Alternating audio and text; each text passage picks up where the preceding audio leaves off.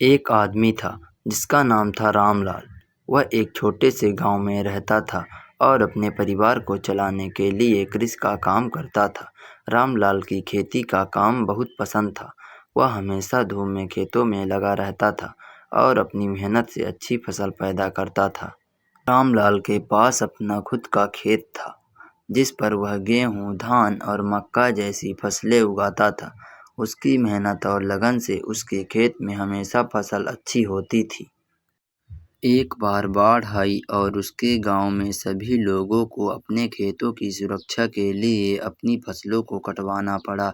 रामलाल ने भी अपने खेतों की फसल को कटवा लिया, लेकिन वह अपने खेतों के पुराने और विपरीत पक्ष के किनारों में फसल उगाने का सोच रहा था। रामलाल ने देखा कि उसके पुराने खेत में बारिश के पानी से सुर्खियां बन गई हैं और वहां पर घास भी बहुत उग गई है। उसने सोचा कि क्यों न उसे उस भूमि का भी इस्तेमाल करके कुछ उत्तम फसल उगाने का प्रयास किया जाए।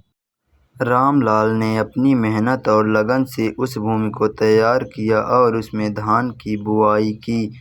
वह हर दिन उस भूमि की देखभाल करता और सुनिश्चित करता कि वहाँ फसलें अच्छे से उग रही हैं।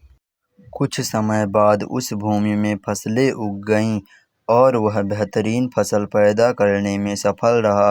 रामलाल का प्रयास उसके लिए बहुत ही अच्छा साबित हुआ और वह खुद को एक मेहनती किसान के रूप में स्वीकार करने लगा।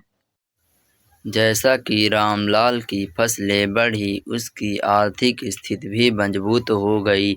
वह अब अपने परिवार को बेहतर जीवन देने में समर्थ हो गया था।